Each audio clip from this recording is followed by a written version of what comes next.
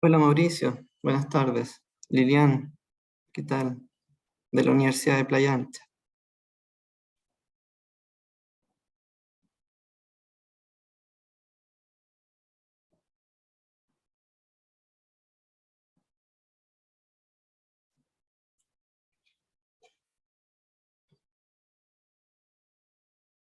Hola Luis, hola Pablo, ¿qué tal? ¿Cómo están? Constanza, hola Cono.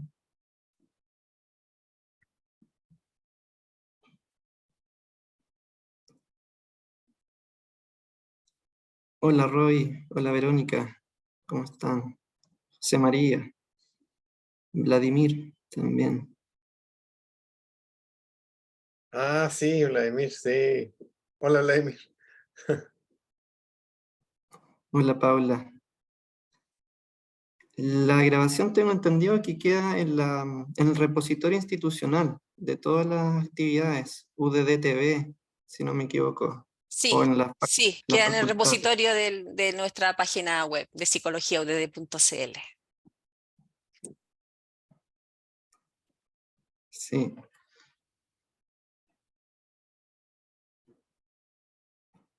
También me pueden pedir las láminas al correo, si gustan también puedo enviar esa información, los artículos también que van a aparecer, la literatura. Sí, ahí está tu correo, Cristian, en la portada de tu presentación, así que los interesados también. Me pueden escribir ahí.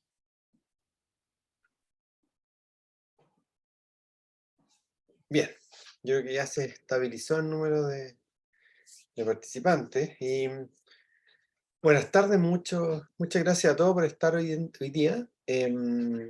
Y hoy día tengo el gusto de presentar, inaugurando nuestra sesión de coloquios, al doctor Cristian Cortés. Cristian es doctor en Ciencias del Desarrollo y Psicopatología por la Universidad del Desarrollo.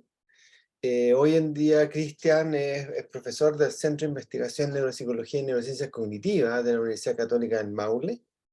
Cristian también es parte de nuestro laboratorio aquí en la Universidad del Desarrollo, del Laboratorio de Neurociencia Afectiva, que estamos colaborando, trabajamos juntos, Cristian, varios años, ¿cierto?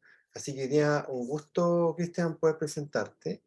Em, Gracias. y em, Recordarles, por favor, que las preguntas, hay una sección abajo en su Zoom, hay una sección de preguntas y respuestas, ¿ya? Al final de la presentación de Cristian, las vamos a leer o las vamos a comentar, así que también tenemos el chat, pero les pido que las preguntas, para tener un canal, ¿no? Para que no nos confundamos, las vayan haciendo ahí, ¿ya? Porque hay algunas preguntas, también algunas respuestas que Cristian seguramente va a ir tipeando mientras está leyendo yo algo, ¿ya? Así que em, muy bienvenidos. También recuérdense que queda grabado el coloquio, así que si alguien lo quiere ver después o difundirlo, está en psicologiaud.cl. Muy bien, muchas gracias, Cristian. Muchas Todo gracias. tuyo y el escenario virtual. Gracias por la presentación también. Mucho gusto en estar aquí, invitado por Francisco, por la universidad, ¿cierto? La Facultad de Psicología y programa de doctorado, donde egresé recientemente y siempre con harto cariño y echando de menos ya en este otro rol, ¿cierto? De estar en otro laboratorio, pero siempre con eso un espíritu colaborador entre mi trabajo actual y el Laboratorio de Neurociencia Afectiva que dirige el profesor Francisco Serich, quien estimo mucho. Así que muchas gracias. Bueno, la presentación de hoy se titula La electroencefalografía como una herramienta de estudio de los procesos cognitivos. Y es una presentación que va a tener un desarrollo más bien para público general, pero también intentando introducirles en algunas herramientas de análisis de los registros de electroencefalografía, EEG, de manera muy general, ¿ya? Entonces, ahí sí. Vamos a recorrer primero por una breve historia de la electroencefalografía que nos sitúa en cómo se inicia esta técnica, ¿cierto? Cómo es que eh, ha ido siendo desarrollada en estos últimos años, hace más o menos un poquito más de un siglo se empieza a desarrollar, y ha tenido un crecimiento bastante amplio y aplicaciones muy variadas que veremos algunas. ¿Ya? En la siguiente parte de esta presentación, ¿cierto? Veremos algunas aplicaciones del electroencefalograma como técnica, no solamente en la parte experimental, sino también en otras instancias de la vida.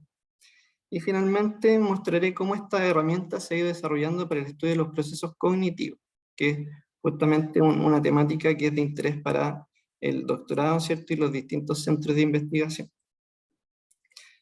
Bueno, para introducirnos en esta breve historia, bueno, importante, me pueden ir dejando las preguntas y yo las iré leyendo en este chat de preguntas, ¿cierto? Y pueden interrumpirme con sus preguntas. Bueno, en primer lugar, el origen del EEG se traslada hace un poquito más de un siglo, donde un médico llamado Richard Caton, en alrededor de 1875, en el siglo XIX, da cuenta de que existe cierta actividad eléctrica en el cerebro de animales no humanos. Específicamente él examina monos y conejos como modelos experimentales y da cuenta a través de un galvanómetro, un instrumento que es capaz de medir los potenciales de la actividad eléctrica, de esta existencia de corriente eléctrica que hipotetiza que viene desde el cerebro, ¿cierto? Por lo tanto, el campo de la electroencefalografía tuvo su origen muy temprano, primero en esta actividad asociada a registro de impulsos nerviosos, actividad eléctrica de los nervios y los músculos activados, y posteriormente en la corteza cerebral, directamente asociada, digamos, a actividad del cerebro. Como ven ahí en una pequeña...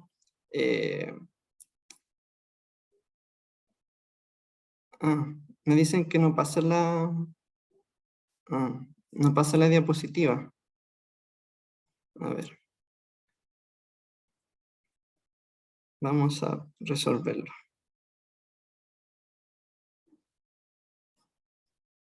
¿Ahí sí? Ahí sí, Ya, ahí pasó. ok. Entonces, como ven en esta pequeña comunicación, donde Catón indica que había descubierto, ¿cierto?, que existe en cada una de sus mediciones, a través de un galvanómetro, una existencia de corriente eléctrica. Y postula que esta corriente eléctrica proviene del cerebro, ¿cierto?, de los nervios, ¿eh? Donde existen procesos neuronales que tienen un flujo eléctrico. Los primeros registros de EEG en seres humanos son realizados en el siglo ya XX por Hans Berger, un neuropsiquiatra alemán, que registra los potenciales eléctricos directamente desde el cuero cabelludo de los pacientes. Primero investigó a aquellos pacientes que tenían un daño adquirido, un daño cerebral adquirido, y más tarde, con equipos con un poquito más de sensibilidad, con mejores electrodos, con mejores recursos tecnológicos, hace registro de potenciales en sujetos intactos. Lo interesante es que este neuropsiquiatra hace sus primeros registros de EEG y también los prueba, la historia dice que los prueban su hijo. ¿Ya? Aquí ven uno de los primeros registros que por supuesto se hacen a través de tinta en papel, y ven uno de los primeros electrodos, configuraciones que permiten tener estos registros de la corriente eléctrica del cerebro. Entonces es súper interesante cómo desde temprano se empieza a hacer registro desde la corteza cerebral. Aquí ven un laboratorio, ¿cierto?, muy temprano, con grandes equipos que registran la corriente eléctrica y también equipos que lo van haciendo los registros anotados en papel. Aquí ven un registro muy temprano, incluso un año antes de su primera publicación. A ver. Voy a intentar arreglarlo de la diapositiva. No sé si lo ven ahí, ¿sí? ¿Se cambia? ¿Se logra cambiar? Está la tercera diapo. Sí, ¿Ven los precursores de la EEG, no? sí. Ah, ya.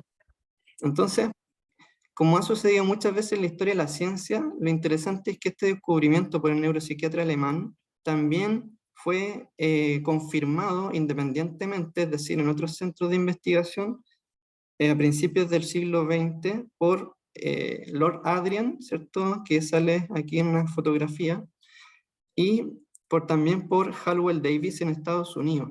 Ambos investigadores hicieron registro también en seres humanos, y lo interesante es que Adrian da cuenta de que existe una oscilación particular de onda en el ser humano,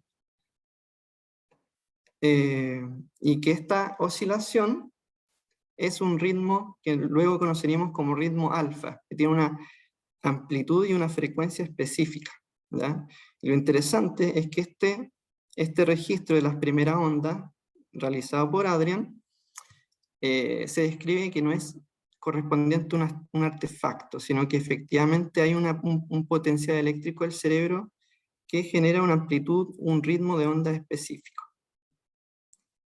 Ah, no se cambió. Ya. Ahí sí.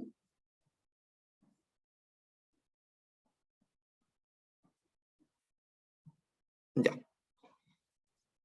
Ok. Entonces, como ven, los registros de Hallowell Davis en el laboratorio de la Universidad de Harvard en Boston hacen indicio de que existe una oscilación particular de onda, y esta es una oscilación que posteriormente, recién en los años 70, se confirmaría que es real y que tiene una topología específica, e incluso las capas neuronales que estarían representando esas configuraciones de onda. Un registro súper interesante e histórico. Posteriormente, ya entrando las finales del siglo XX, comienza una era digital del electroencefalograma, que es el que nos acompaña hasta ahora, que el registro del EEG ya no se hace en papel, sino que permite ser almacenado en digital, lo que hace maximizar la información que podemos obtener y también reducir los artefactos que se traducen en el registro de la señal. Esto es súper importante porque ya podemos hacer un estudio fino de cómo se comportan las frecuencias de las ondas de electroencefalograma, e incluso poder hacer análisis estadísticos directamente en la señal. Tanto así que, como ven acá en la fotografía a la derecha, existe una representación de un registro de EEG que está viendo Norbert Wiener, que es el investigador que aparece sentado, y que él introduce tempranamente un registro de EEG y un método de análisis llamado autocorrelación en la señal.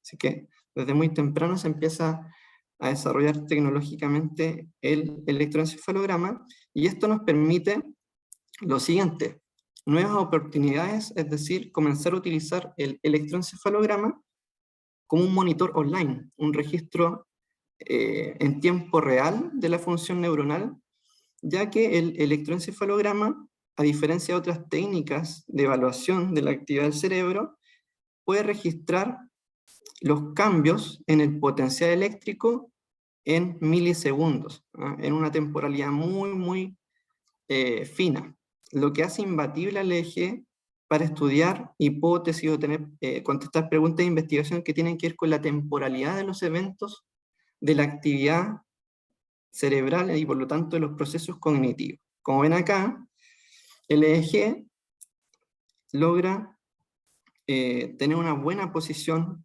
por sobre las otras técnicas de estudio de la actividad cerebral. Y con esto, entonces, pasaríamos a materializar los usos y las aplicaciones que tiene el EEG hoy en día, ¿ya? ¿Cuáles son estas? Lo primero es que el EEG está siendo utilizado recientemente en la medicina. Podemos monitorear la actividad del cerebro mientras se hacen operaciones de alta complejidad. Por ejemplo, cuando se hace un clipaje de aneurisma, una resección o una operación donde se quitan ciertas malformaciones arteriovenosas, y cirugías de epilepsia. Entonces, a través de la monitorización de la actividad neuronal podemos ver si efectivamente se está haciendo una operación exitosa. Por otra parte, nos permite detectar las fuentes de ciertas anomalías en la actividad del cerebro, como por ejemplo, dónde está la fuente de las crisis epilépticas y cuáles son las zonas que tienen específicamente una lesión cerebral, ¿ya?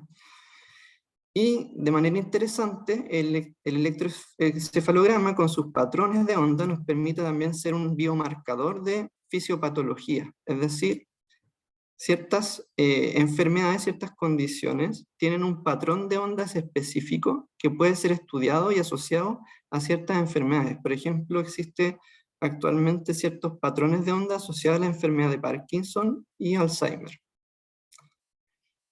Pero también existen otras aplicaciones que van más allá del uso médico y que ya se están empezando a ver en la vida cotidiana. Por ejemplo, la biometría tiene que ver con tener un registro preciso de la actividad del cerebro de cada persona y de esa manera poder identificar y tener una huella específica de cómo es el cerebro de cada persona, lo que permite, por ejemplo, tener ciertos mecanismos de codificación de seguridad, ¿cierto? A partir de las ondas cerebrales de cada persona. También en el neuromarketing, el EEG nos permite ver y representar qué es lo que sucede en el cerebro cuando los potenciales compradores o clientes de una empresa están tomando una decisión y por lo tanto, de alguna forma anticipar cuáles son los patrones que impulsan las compras de ciertos productos, las decisiones de un producto por sobre otro, etc. En los videojuegos, llamados también neurojuegos y entretenimiento, el EEG permite controlar ciertos entornos virtuales, controlar cierto software, controlar ciertos personajes, incluso dentro de un metaverso, dentro de un ambiente virtual, gracias a que el registro de las ondas a partir del EEG permite generar ciertos cambios en ese entorno virtual. Poder controlar, por ejemplo, un cursor, poder controlar un personaje.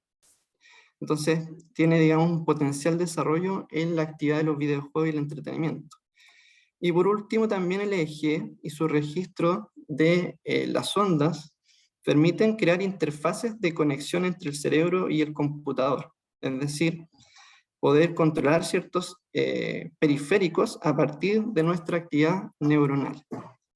Es así como, por ejemplo, esta interfaz cerebro-computadora, con sus grandes ventajas, ¿cierto?, que tiene el EEG, de que es una técnica no invasiva, simplemente son sensores superpuestos en el cuero cabelludo, con una gran resolución temporal, a un bajo costo y un fácil uso e instalación de estos sensores, permite crear una señal que es posible de generar cambios, por ejemplo, de fuentes de localización, y de esa forma trasladarse en comandos que un computador va a interpretar, por ejemplo, como el movimiento de un exoesqueleto, el movimiento de una prótesis, el movimiento de drones, e incluso, como les decía, monitorear ciertos programas o videojuegos. Entonces, la aplicación del EEG va más allá de lo médico y también de lo experimental.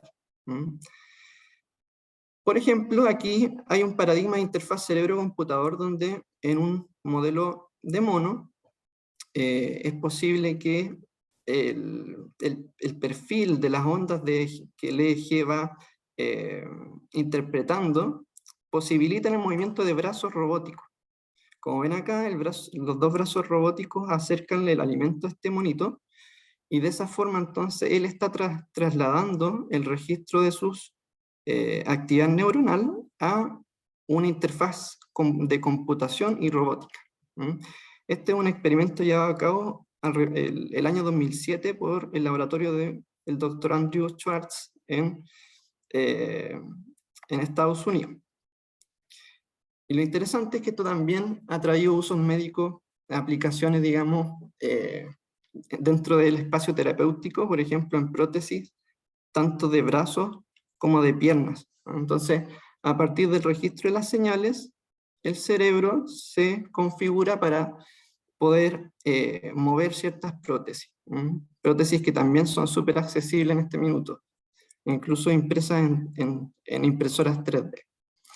Entonces con esto vamos viendo que el EEG tiene un gran avance y ha tenido una gran implementación no solamente en la investigación.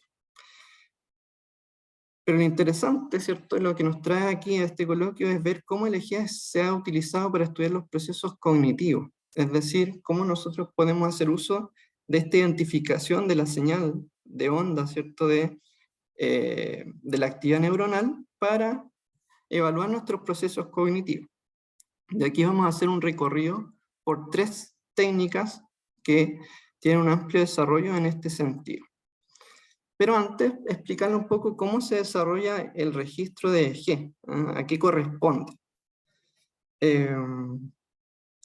Bueno, primero contarles que las neuronas son células excitables que tienen ciertas propiedades eléctricas intrínsecas, ¿cierto? Gracias a que hay un movimiento de iones que permite generar campos eléctricos y magnéticos.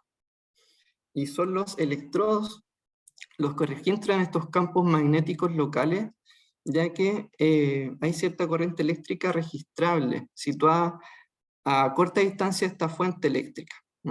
Se llaman potenciales de campo local y están, digamos, relacionados con las células piramidales que se encuentran en la corteza cerebral. Por lo tanto, el EEG consiste en este registro de la suma de la actividad eléctrica de estas poblaciones de neuronas piramidales y con una modesta contribución también de lo que aportan las células gliales, que son las células de sostén que están sosteniendo todas estas neuronas piramidales. Y este registro de EEG comprende por un lado la amplitud de la señal, que comúnmente se señala en microvolts, que aparece, ¿cierto?, en el eje vertical, y por otra parte en la temporalidad de este registro. Entonces, ciertos electrodos dan ciertos inputs de señal, lo que finalmente es un registro amplificado y que nosotros podemos ver efectivamente como esta señal de potenciales. Bueno, ¿cuáles son las aplicaciones experimentales del electroencefalograma? Comprendiendo que es la medición de la actividad eléctrica del cerebro. Dentro de todas las aplicaciones experimentales que son variadas, vamos a ver específicamente los estudios de los ritmos oscilatorios del cerebro, entendiendo que hay una actividad oscilatoria, es decir, un ritmo de cómo se comportan estas amplitudes en el tiempo, que se estudia a nivel local, pero también se estudia la actividad oscilatoria coherente o integrada entre distintas zonas del cerebro, y finalmente los estudios de los potenciales relacionados a eventos, es decir, ciertas configuraciones de esta señal de electroencefalograma relacionados a ciertos eventos, ciertas condiciones experimentales, ciertas tareas. Entonces, comenzando por las oscilaciones a nivel local, se ha visto que el registro temporal de electroencefalograma se corresponde, ¿cierto?, a cierta oscilación en el tiempo, es decir, cuántas veces una onda sube y baja en el tiempo, en términos de amplitud. Y es así que hay oscilaciones más lentas, ¿cierto?, como las ondas delta, y oscilaciones mucho más rápidas, como las ondas gamma, que son muchas oscilaciones en un mismo tiempo. Entonces, estas oscilaciones se miden en amplitud relacionada al tiempo, por lo tanto en hercios, ¿ya? En el caso de las ondas delta, que son las ondas de oscilación más lentas, se han observado principalmente en relación al sueño profundo, y también se ha visto en trastornos graves y estados de vigilia, ¿ya? Por otra parte, las ondas teta, que van de los 4 a 8 hercios, ciclos por segundo, ¿cierto?, de oscilación, se asocian a procesos como el estrés emocional, la función, la frustración o la decepción, ¿cierto? Y también se asociaba a procesos cognitivos como la inspiración creativa y la meditación profunda. Las ondas alfa, que son las primeras ondas que fueron descubiertas en el electroencefalograma, se asocian principalmente a un estado de relajación, a tener los ojos cerrados. De hecho, es un ritmo que nos permite hacer una especie de registro en calma, ¿cierto? Una especie de estado de reposo. Y también estas ondas se suelen asociar a actividad mental intensa, a estrés y tensión. Por otra parte, las ondas beta, que son un poquito más rápidas, tienen una oscilación en ciclos mucho más rápida, se observan en primer lugar asociados a ambos lados del lóbulo frontal, son simétricas y están relacionadas a estados excitatorios de actividad en procesos mentales de alta demanda. Y por último, las ondas gamma, que son aquellas que oscilan más rápido, se asocian a diversas funciones cognitivas motoras, específicamente a procesos sensoriales, es decir, sensorial visual y otros sentidos tanto como el tacto, la audición, etc. Entonces, lo primero es que podemos registrar cómo oscilan ciertas zonas del cerebro, y a través de esas oscilaciones podemos determinar qué procesos cognitivos están asociados a este tipo de oscilación. Y estas oscilaciones se llaman oscilación a nivel local porque corresponden a ciertas topologías, es decir, zonas específicas del cerebro que se están registrando, una a una.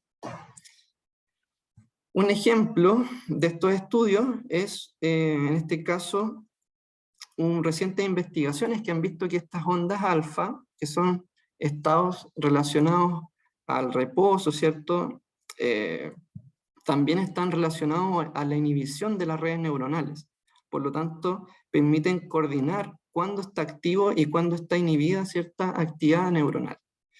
Tanto así que existe cierta distribución de esta frecuencia oscilatoria y se han visto una gran cantidad de estudios donde ciertos procesos relacionados a atención visual están relacionados a oscilaciones alfa. Y también se han visto que otras modalidades sensoriales, otros estudios sensoriales también se relacionan a las ondas alfa.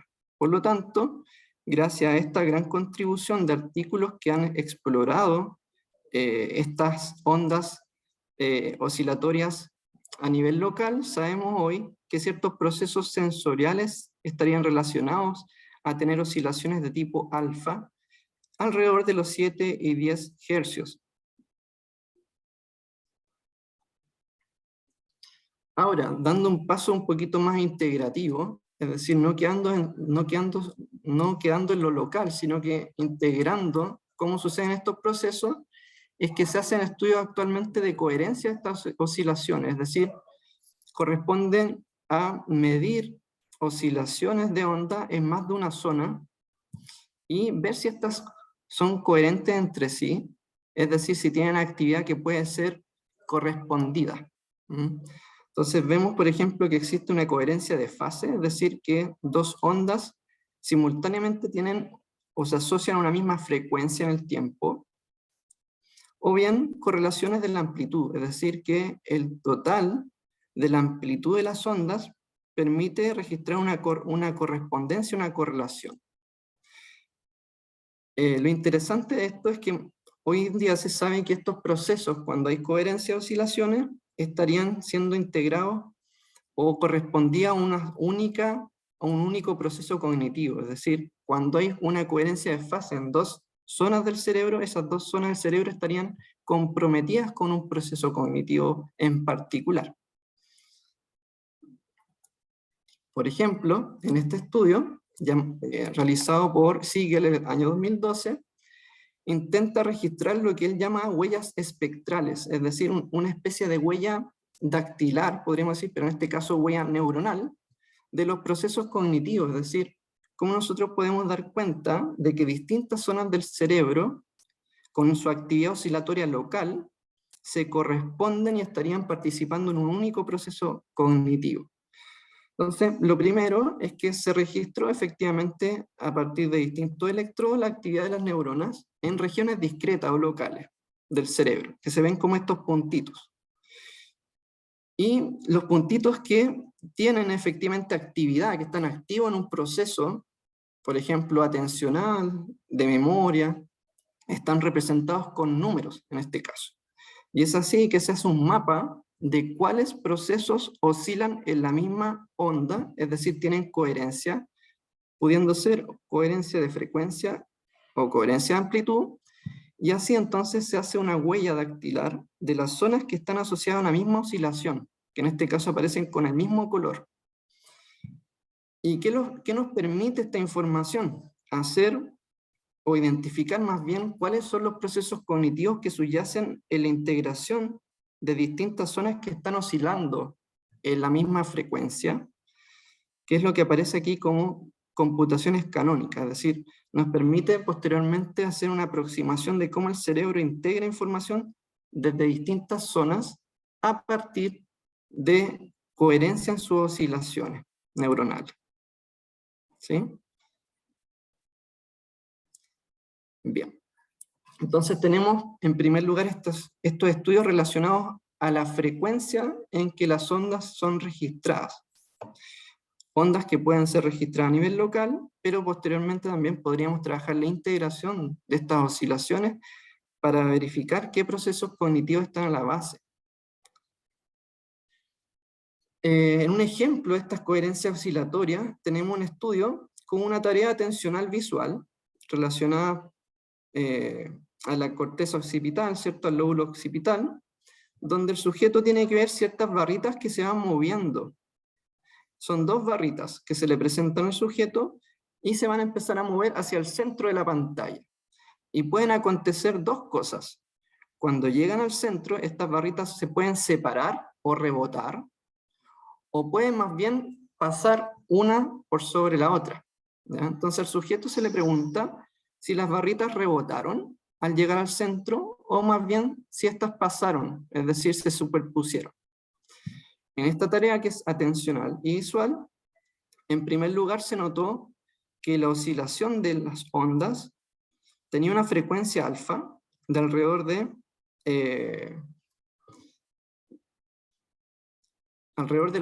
entre los 16 y los 30 Hz, ¿ya? Y que además tenía un gran grado de coherencia estos sitios topológicos que se registraron.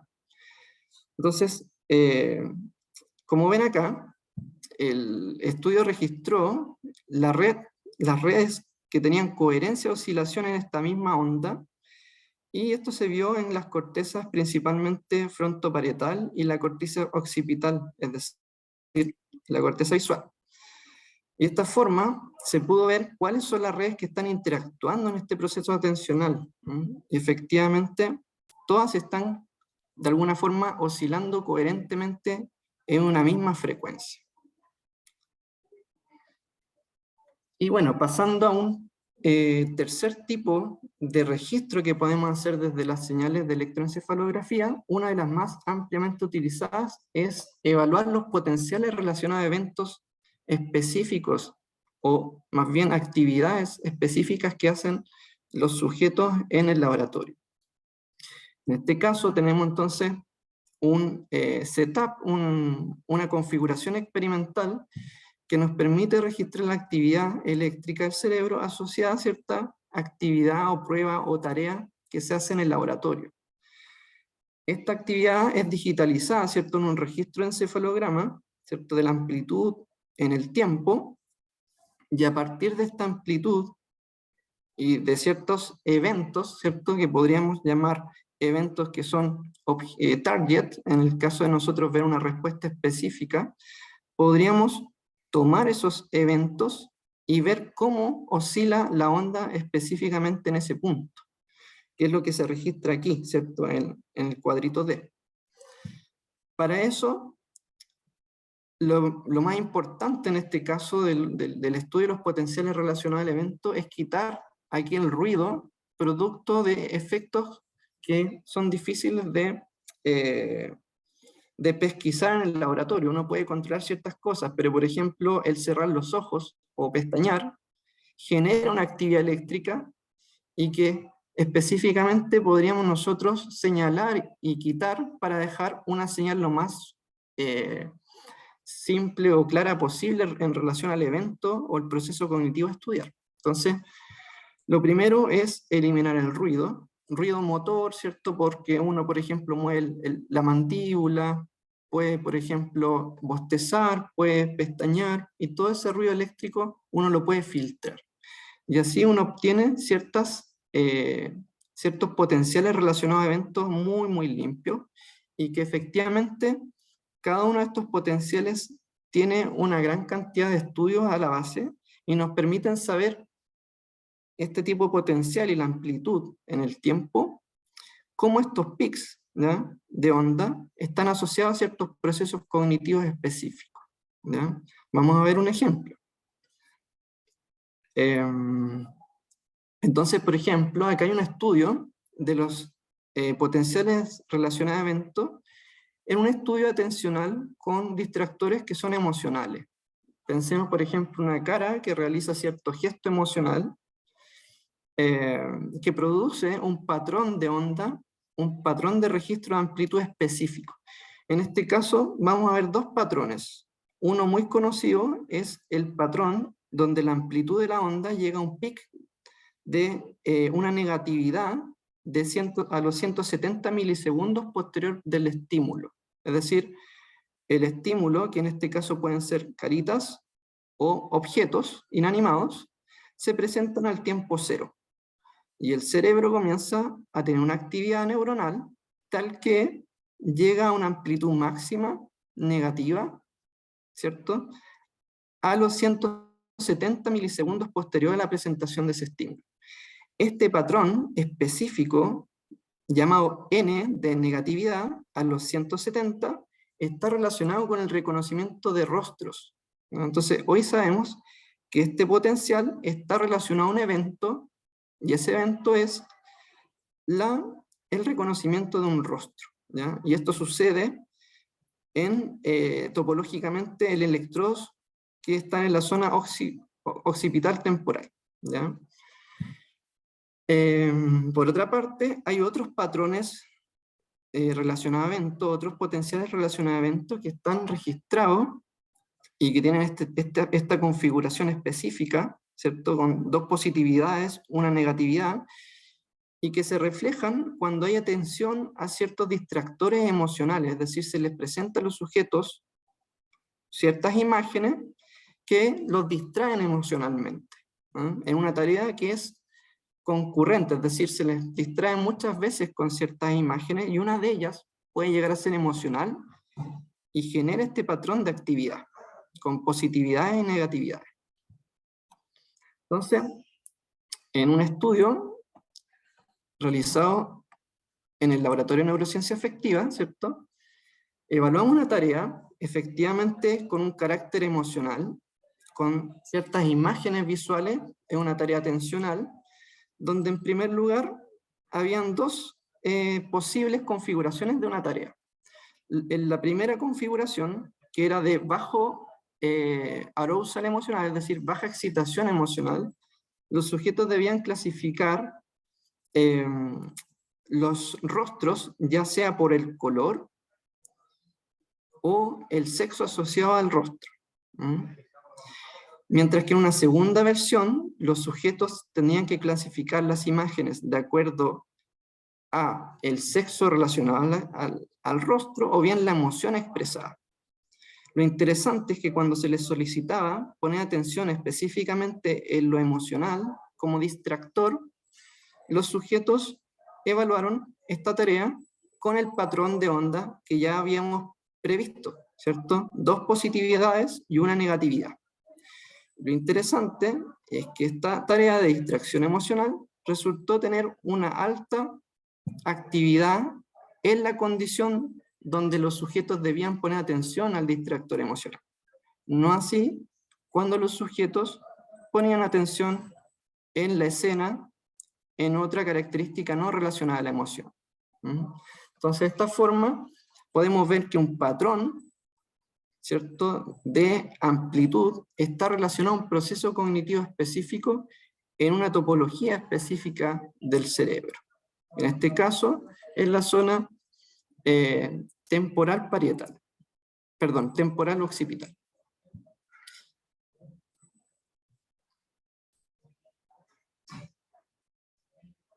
Tengo una pregunta de Alejandro Lorca. Me dice una consulta. ¿Cómo se seleccionan las conductas que son relevantes para un potencial relación evento?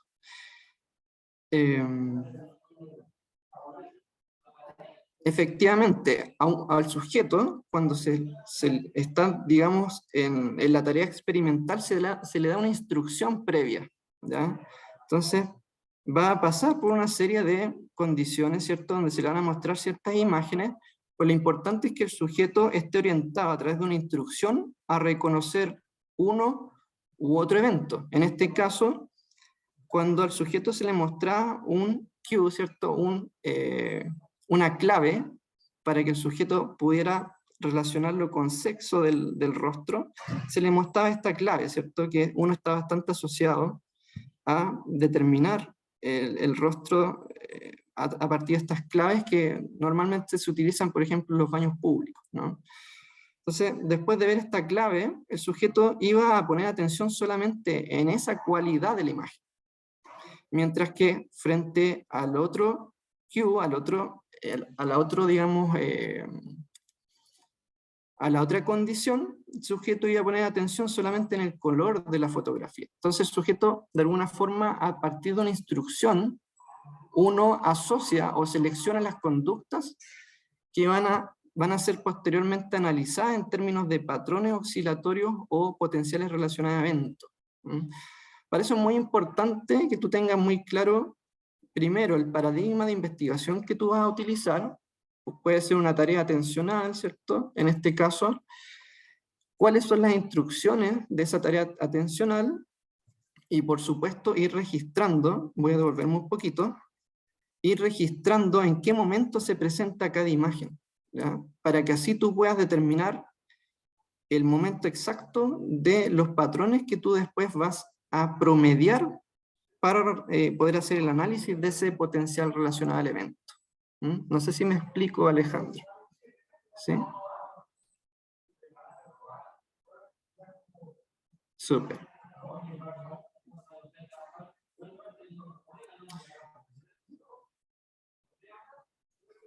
Ok. Entonces, como ven, hay ciertos patrones que la literatura nos provee información de cuál proceso cognitivo está asociado a cierto patrón o potencial relacionado a ciertos eventos, ¿ya? En este caso, interesantemente, pudimos notar que los distractores emocionales asociados a rostros, ¿cierto?, a ver ciertos rostros, se asocian a un patrón particular y estos patrones además tienen oscilaciones con amplitudes distintas de acuerdo a la condición que se plantea, la instrucción que se plantea. Entonces, ¿cuál es lo interesante de esta tarea? Primero, que el sistema neurocognitivo de alguna forma va a estar asociado, modulando, priorizando cuándo asignar mayor cantidad de recursos. En este caso va a asociar una mayor cantidad de recursos, más electricidad, más neuronas, ¿cierto?, funcionando activamente, en el caso de las condiciones que tienen relación con la afectividad. Y una menor cantidad de asignación de recursos en condiciones que no requieren análisis emocional o de expresiones faciales, ¿ya? Así que esa es una noción súper interesante de cómo el cerebro va regulando la cantidad de recursos y cómo el EEG, a partir de su registro del potencial eléctrico, permite hacer esta distinción. Temporalmente interesante, ¿cierto? Porque estamos viendo qué sucede en un lapso de milisegundos, pero también interesante en términos de la amplitud, de la cantidad de recursos eléctricos que están depositándose en una actividad en particular. Entonces, resumiendo, el electroencefalograma se posiciona, en primer lugar, como una herramienta de monitoreo online o en tiempo real de la función neuronal y cómo se reclutan ciertas neuronas, cierta actividad neuronal, y además con una excelente resolución temporal. Por otra parte, hemos visto cómo el electroencefalograma presenta múltiples aplicaciones en distintos campos, no solamente en el campo de la investigación, sino que también en campos cotidianos, ¿cierto?, como el entretenimiento y, por supuesto, en la medicina.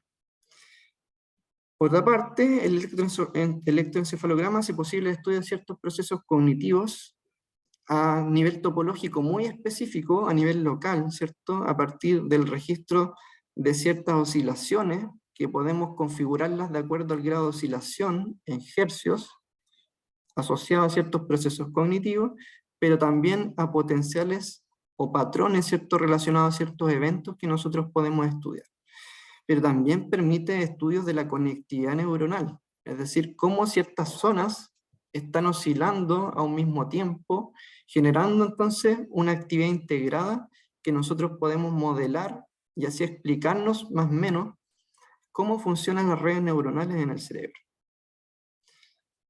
Y bueno, la verdad es que cómo continuar el estudio del EEG, que es algo súper interesante saber, ¿cierto? Ya tenemos esta noción de que podemos estudiar los procesos cognitivos a través de esta técnica, y yo específicamente recomiendo dos textos que ayudan mucho en el estudio del electroencefalograma asociado al estudio de los procesos cognitivos. El primero es un texto que ha sido liberado de manera gratuita por Stephen Lack, ¿cierto? Que es el análisis de los potenciales relacionados a eventos, ¿no? Que es un análisis tanto técnico, es decir, cómo estadísticamente nosotros podríamos llegar a estudiar estos potenciales, pero también con harta información, con mucha información actualizada, ¿cierto?, de 2022, de cuáles son los patrones y esos patrones a qué función cognitiva específica están asociadas.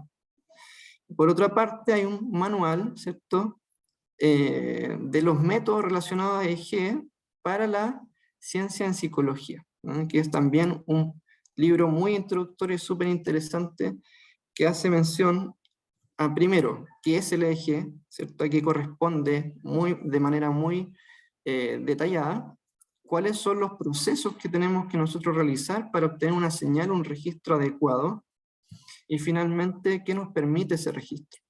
Y parte de esa información, ¿cierto?, es lo que hemos visto hoy, un registro a nivel local, pero también integrado de la actividad neuronal. Y bueno, con eso doy espacio entonces a ciertas preguntas, que conversemos sobre esta técnica de análisis. Muchas gracias. Muchas gracias, Cristian, por tu muy buena presentación. Muy entretenida también, la hiciste muy entretenida. Así que, bueno, dejamos para preguntas, algún tema que quieran poner para discutir.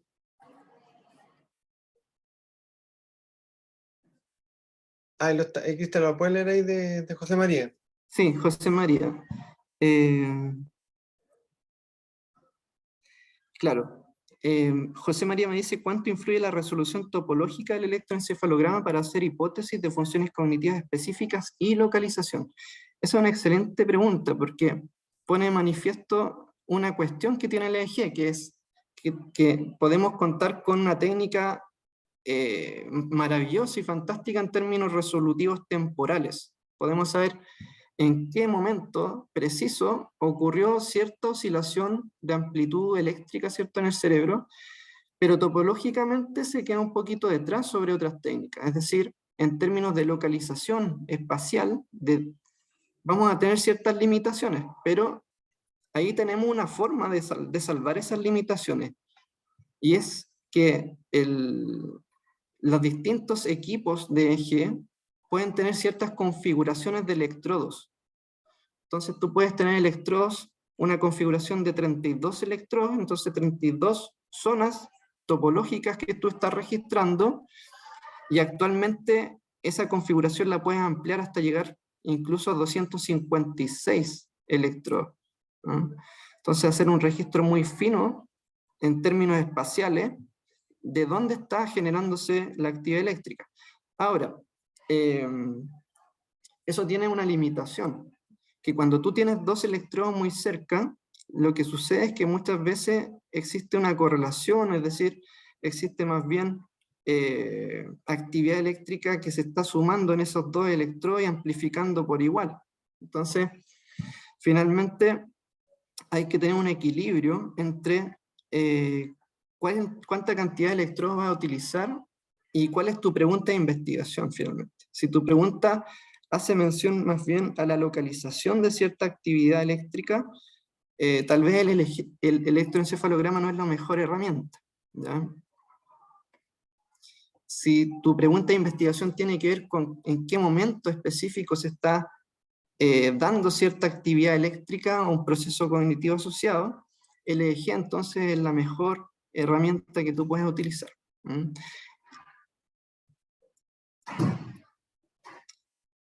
Vladimir hace una pregunta de si podemos tener información del estado del nervio vago a través del electroencefalograma. Mira, yo no he visto investigaciones asociadas a ese registro. ¿Mm?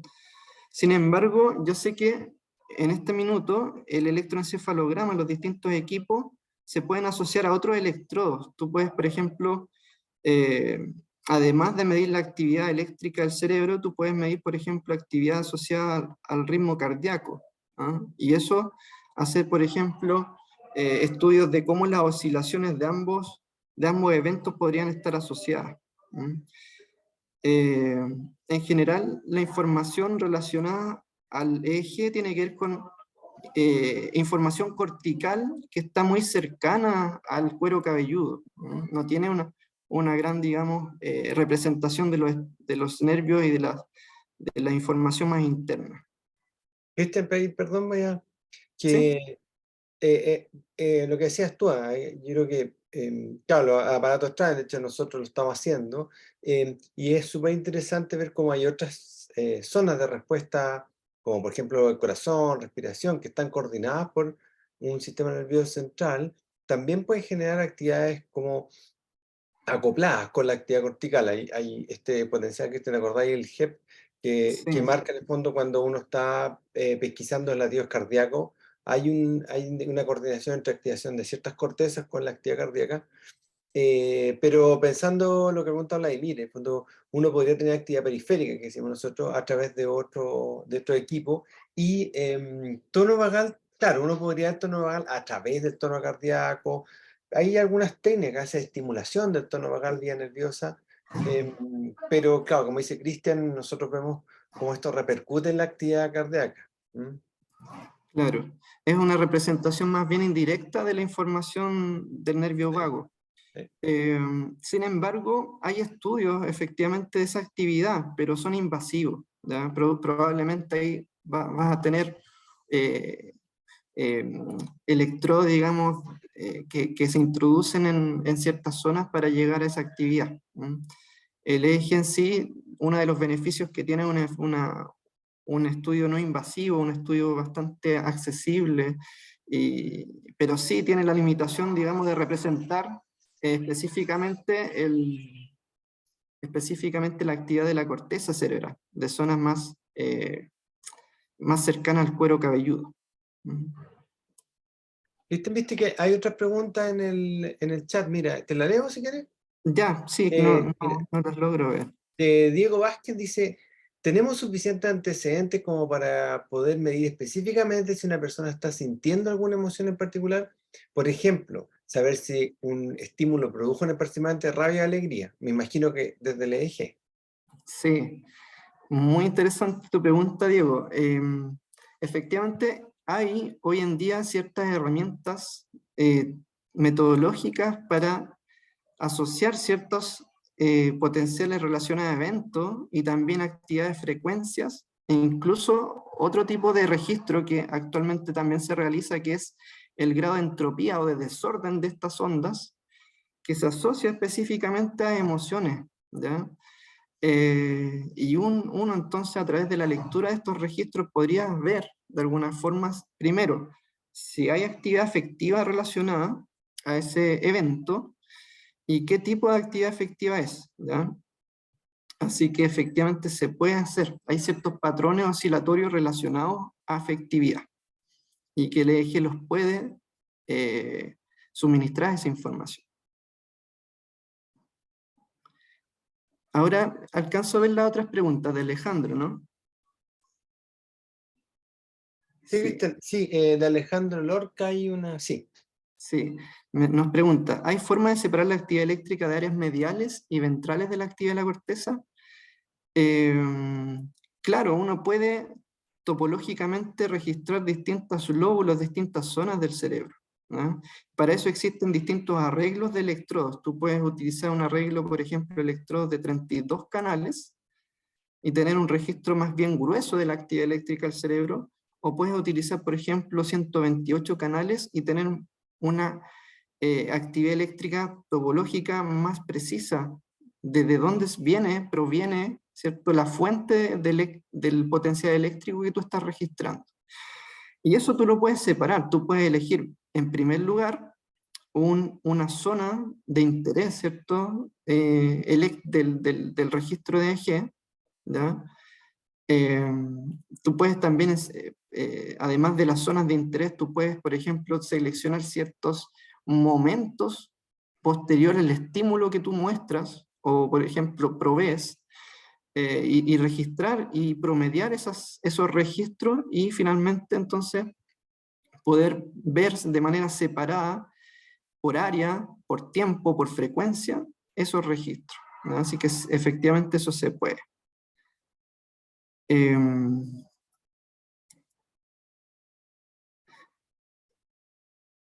Ahora voy a conectar lo que pregunta Diego, ¿cierto? Que nos pregunta esto, si nosotros podemos registrar las emociones de los sujetos, con lo que realmente está intentando hacer en neuromarketing, ¿cierto? Ciertas aplicaciones no tan ligadas a la investigación, que efectivamente es ver cómo repercuten ciertas actividades, por ejemplo, la toma de decisión o el riesgo, ¿cierto?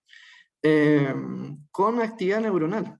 Y eso entonces te puede alertar de alguna forma, o te puede, digamos, ayudar a elegir ciertos productos, ciertas características, ciertos momentos, y así entonces generar estrategias de marketing ligadas a ciertos registros del cerebro, que un poquito, podríamos decir, peligroso, ¿cierto? Y desde ahí es que nosotros tenemos una regulación de neuroderechos en Chile, que es básicamente proteger nuestra actividad eléctrica, y por ley, ¿cierto?, constitucional, nosotros estos registros tenemos que protegerlos. Cada vez que nosotros hacemos investigación, tenemos que garantizar que está siendo éticamente bien utilizado ese registro, que es un tema súper interesante en Chile.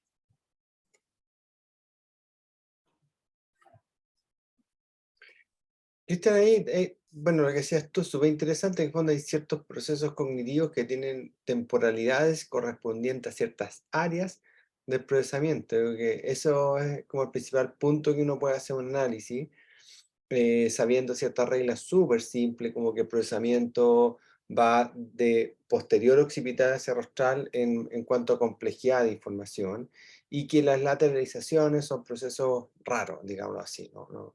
Hay ciertas características muy específicas del lenguaje que tienen lateralización en reconocimiento emocional. Hay algunas cosas que son lateralizadas, entonces, claro, como decías tú, no es directo, en el fondo tendríamos que mezclar algunos factores, pero dada la mala resolución espacial, se hace complejo. Hay harto estudio de lateralización, así como bien pensando como la medida más gruesa respecto a hacer algo topológico sería la lateralización. Hay medida interesante. Y también la frontalización, yo creo que otro fenómeno también que es interesante. O sea, ya mezclando esos dos ejes, una ya podría sacar algunas conclusiones, y los otros son los ejes clásicos, o sea, mediales, como decía Cristian, de hecho lo describió, o sea, un experimento que hicimos que es súper interesante. También está el punto de lo medial y lo frontal en cuanto a complejidad. Hay ciertos procesos cognitivos que las temporalidades podrían darse en ciertas topologías específicas, así que... Claro. En relación a lo que comenta Francisco, estos estudios donde nosotros vemos efectivamente el grado de actividad, ¿cierto?, más oscuro, ¿cierto?, el color más oscuro es efectivamente donde está sucediendo más actividad del cerebro. Y eso es una representación de lo que nos muestra el EEG, ¿ya? Electrodos situados en esa zona están registrando más actividad, están registrando más amplitud eléctrica, en el momento en que nosotros estamos evaluando, ¿cierto?, el evento. Entonces, a partir de eso nosotros podemos representar si hay mayor actividad en algún digamos, de manera distinta lateralmente, o es una actividad relacionada a ciertos lóbulos específicos. Esa representación es posible de realizar a partir del eje. Lilian pregunta si se han investigado estos procesos cognitivos en población neurodiversa.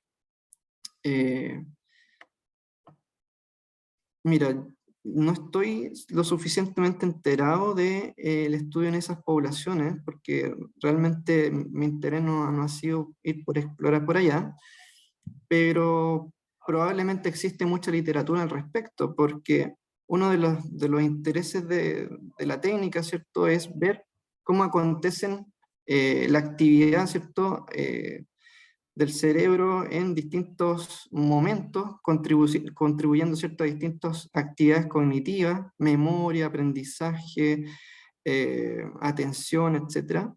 Pero también es interesante saber que el eje es un neuromarcador de ciertas enfermedades y condiciones. Entonces, como un biomarcador o neuromarcador, ¿cierto?, probablemente se ha hecho una contribución para identificar, por ejemplo, si ciertas poblaciones neurodiversas tienen un biomarcador a través de eje.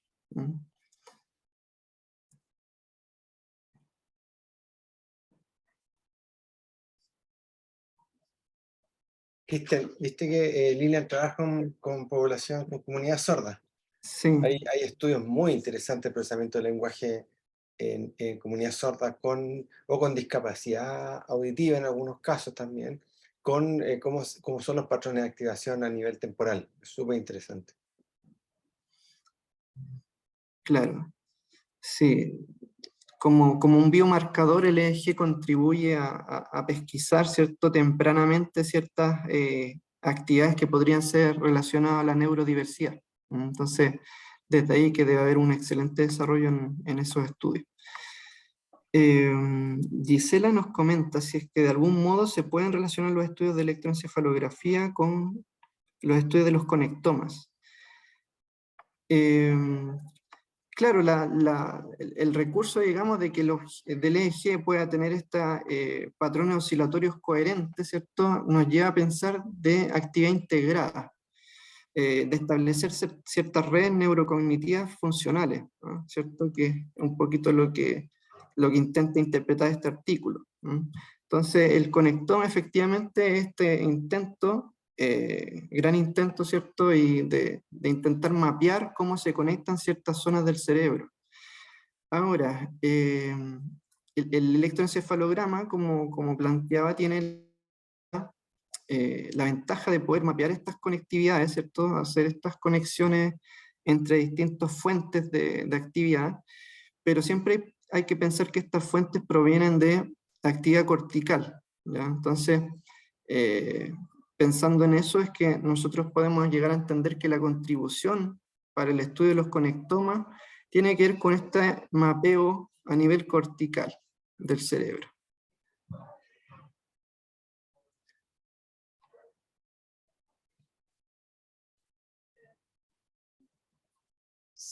A ver, hay otra pregunta. A ver. Gracias por sus preguntas. Oye, Cristian, yo quiero hacer esta pregunta bajo, tú que eres más joven de la próxima generación. Em, a nivel de procesos cognitivos, a nivel de cognición en general, ¿dónde crees que es un poco, hacia dónde debe avanzar el eje? Porque no hemos conversado algunas veces, yo creo que hay mucho, por un lado, de seguir esta carrera muy purista de potencial evocado, muy clásico, muy canónico, y por otro lado está la complementar con otras técnicas. Eso por el lado solamente lo que la imagen te revela, pero también está la parte técnica, cuando que tiene con los diseños experimentales más específicos. De hecho, ahí creo que Diego había preguntado un poco eso, Alejandro parece que era, Alejandro, sí, pensando en que ciertos diseños experimentales permiten revelar ciertas áreas o ciertas actividades, ¿ya? Entonces, pensando en eso, ¿hacia dónde tú crees que va? O sea, de aquí, cuando yo me jubile y tú estés en la flor de tu vida de investigador, ¿qué vas a estar midiendo con EEG? ¿O cómo lo estaría aplicando? ¿Qué tipo de experimentos haría?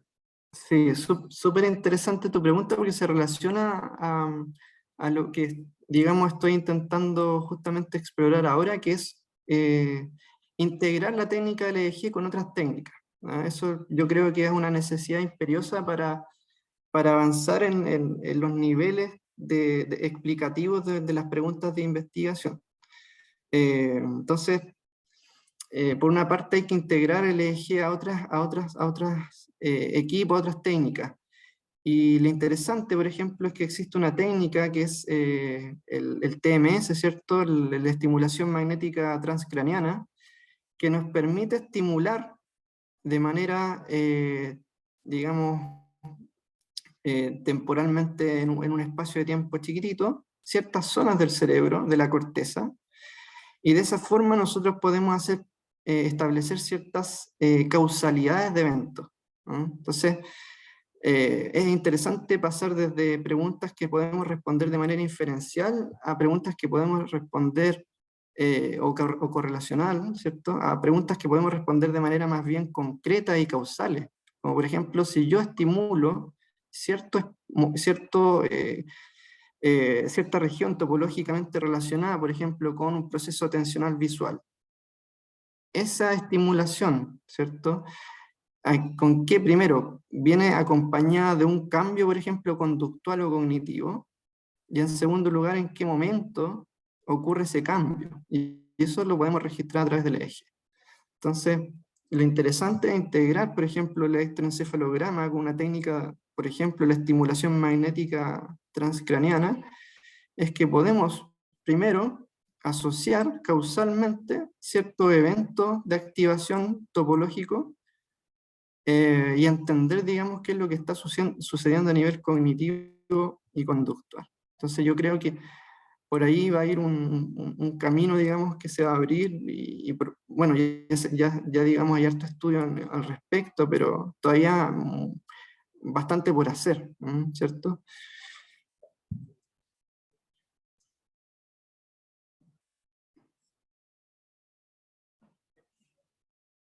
Así que gracias por la pregunta, porque justamente abre ese espacio que nosotros tenemos para investigar y asociar ciertas técnicas que son más nuevas y que tenemos a disposición hoy en día. Perdón, ahí sí. Cristian, y pensando en lo que tú ponías, las huellas espectrales, porque también esto, el nivel de sofisticación de los análisis, también alguna vez lo hemos conversado por ahí, llega a ser modelamientos matemáticos tan complejos. Entonces, ahí también, ¿cuál es tu opinión? O sea, ¿hasta dónde resiste un modelamiento matemático o hasta dónde nos estamos quedando en un nivel muy precario de análisis? ¿Qué piensas tú de eso? Sí, bueno, la verdad es que cada vez se está haciendo uso de modelos más complejos en términos de análisis. Eh, Ahora, digamos, no resiste solamente el análisis univariante y bivariante, sino que tenemos que hacer análisis multivariante para los datos, hacer, digamos, siempre, digamos, la sofisticación de las preguntas de investigación también va aumentando. Pero el espacio, por ejemplo, que abren otras técnicas es justamente volver atrás, un poquito retroceder en las preguntas más básicas y preguntarnos cómo se responden esas técnicas con las nuevas tecnologías. Yo creo que algo que podemos hacer efectivamente es trasladarnos a las preguntas también básicas y verlas desde la perspectiva moderna. Tenemos mayor cantidad de recursos tecnológicos, tenemos equipos que estimulan, que pueden medir actividad específica en ciertas zonas en tiempo real, ¿cierto? Entonces, hacer uso de esas tecnologías para evaluar preguntas de investigación relacionadas a procesos cognitivos, podemos, digamos, hacer uso de eso para no aumentar los niveles de complejidad de análisis estadístico. Ahora, lo que sí va a transcurrir sí o sí es que si tú vas a hacer una integración de ciertas técnicas, es que va a aumentar la complejidad del análisis, ¿cierto? Y para eso actualmente hay una gran comunidad académica colaborando, ¿cierto? Con ciertos, por ejemplo, paquetes de análisis, pipeline, ¿cierto? De como estrategias a seguir para, por ejemplo, limpiar la información de DG, de las señales, cómo evaluar los registros. Entonces, cada vez hay una comunidad súper abierta y súper creativa que está compartiendo esos análisis. Entonces, claro, por una parte avanza la complejidad, pero por otra parte también tenemos la oportunidad de colaborar. De este modelo, digamos, de ciencia abierta y de colaborativas ayuda en ese sentido.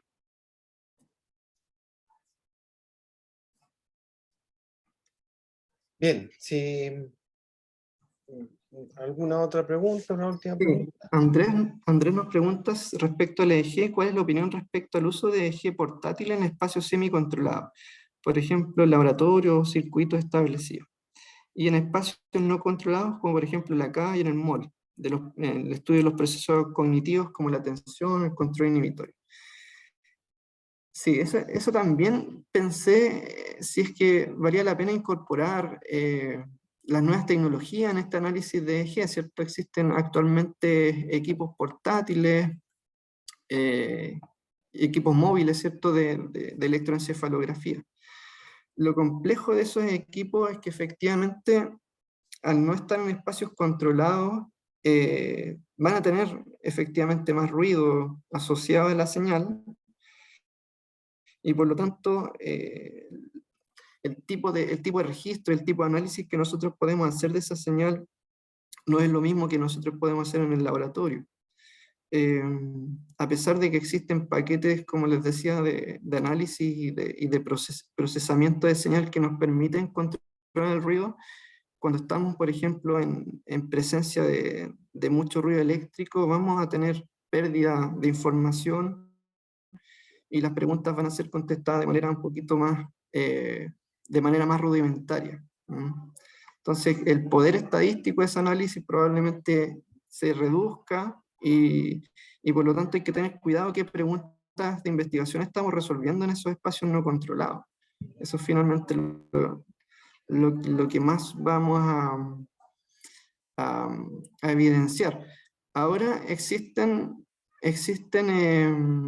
ideas tecnológicas, por ejemplo, un equipo llamado Neuralink, desarrollado por Elon Musk y otros colaboradores, que parece ser que va a ser un implante, ¿no? Eso podríamos discutir ahí las limitaciones éticas y de salud, ¿cierto? Y clínicas que va a tener ese implante, pero probablemente el registro de ese aparato, que va a ser móvil, en el sentido que va a estar siempre puesto en tu cabeza, va a estar asociado a una cantidad de datos que sí probablemente tengan un poquito más de limpieza y puedan ser analizados en espacios cotidianos. Pero ahí estamos hablando ya de un implante, ¿cierto? Estamos saliéndonos del espacio EEG tradicional, que es un equipo fiable en condiciones experimentales controladas. Y Esa es la pregunta de Natalia y de Cristian Cesta. sí, Natalia nos pregunta si la limpieza de los datos para disminuir el ruido del EEG se hace a través de un software específico. Efectivamente, Natalia, existe un procesamiento de la señal que se hace a través de un programa, y en este momento uno de los más utilizados, porque es de código abierto, ¿cierto? Y tiene una gran red colaborativa detrás, es EEG Lab, ¿ya? Yo te lo voy a dejar aquí anotadito. Dentro de EEG Lab ahí existen muchos tutoriales y muchos pipelines, ¿cierto? Guías de uso para ir efectivamente limpiando el ruido, eliminando el ruido, y es un proceso automatizado. Por ejemplo, cuando el EEG registra la señal de tus pestañeos, es una señal oscilatoria con un patrón muy regular. Entonces hay ciertos procesamientos que eliminan ese ruido automáticamente. Eso es súper interesante. Ahora, lo interesante, ¿cierto?, es que tiene que haber un equilibrio entre cuánto limpiamos y cuánto dejamos. Porque cuando tú limpias, realmente también estás restando información que podría ser potencialmente valiosa. Entonces, mucho ojo ahí con qué tipo de análisis tú quieres hacer, con qué tipo de pregunta quieren contestar, sea una pregunta de análisis muy fino del patrón de ondas, o más bien ERP, o potencial relación a eventos, van a tener distinto tratamiento del dato, ¿ya? Hay dos preguntas más que están dejando, una de Rodney, mira, Don Sí, Rodney, y de Barley. Así que con esas para que ya vayamos cerrando. bien. Entonces, Rodney nos pregunta si hay algún correlato que se pueda generar entre las oscilaciones marcadas por el EEG y los aspectos de cognición encarnada, por ejemplo, el control interceptivo. Bueno, efectivamente, cuando vemos oscilaciones, digamos, específicas, ¿cierto?, en un sitio local, ¿cierto?, podemos asociarlas a ciertos procesos cognitivos. Y específicamente el control interceptivo tiene que ver con un proceso más bien atencional, interno, ¿cierto? Y eso sí está registrado y asociado a cierto patrón oscilatorio específico. Por lo tanto, es efectivo que uno puede asociar cierto patrón oscilatorio local a un proceso cognitivo como la cognición interceptiva. Y Barlej, hola Barlej, ¿qué tal? Nos pregunta si existe alguna enfermedad médica o condición psicológica que por las cualidades de su conducción eléctrica enturbian la medición de los procesos cognitivos, ¿cierto?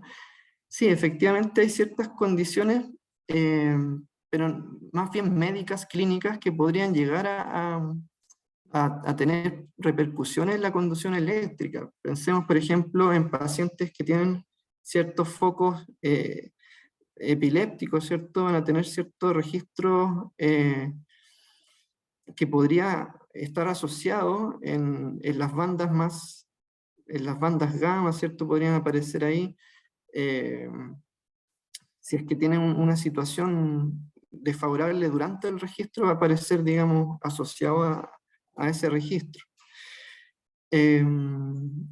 Ahora, respecto a condiciones psicológicas, hay papers interesantes que muestran ciertos patrones relacionados a la depresión, por ejemplo.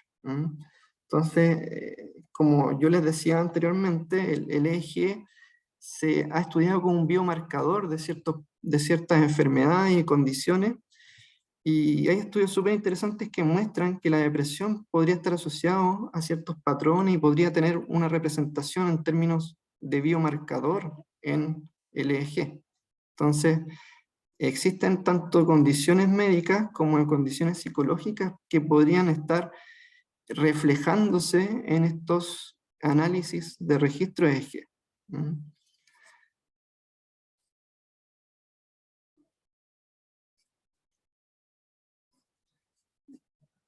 Bien. Bien, yo creo que estamos cercanos a la hora, Cristian, así que de nuevo agradecerte el coloquio hoy día. Muy interesante, nos ayuda a acercarnos al tema de electroencefalografía, sobre todo a su relación con las presentaciones de cómo se representa el mundo y los procesos cognitivos, así que te agradecemos mucho, Cristian. Ahí ya creo que todos pudieron ver tu mail al principio. Sí, voy a Sí, volver a mostrarlo. eso, muéstralo porque también les recuerdo que esta grabación va a estar disponible en la web nuestra de psicología.udd.cl, ¿ya? Así que va a estar en repositorio. Agradecerle a todos los presentes hoy día, tuvimos una muy buena concurrencia, así que estamos con 41, tuvimos hasta 40, 43, así que agradecerle a todos los que estuvieron y nos estamos viendo en otro coloquio. Muchas gracias, Cristian. Gracias por la invitación, gracias a los participantes, a los asistentes, y feliz de contestar a sus comunicaciones, ¿cierto? Ayudarles en términos del registro de EEG, de cómo se trabajan los registros de EEG, y compartir este conocimiento tal vez un poquito más especializado de manera interna, ¿ya? Bien, que estén muy bien, nos vemos, gracias. Gracias. Nos vemos. Chao, Francisco. Chao, que estén bien.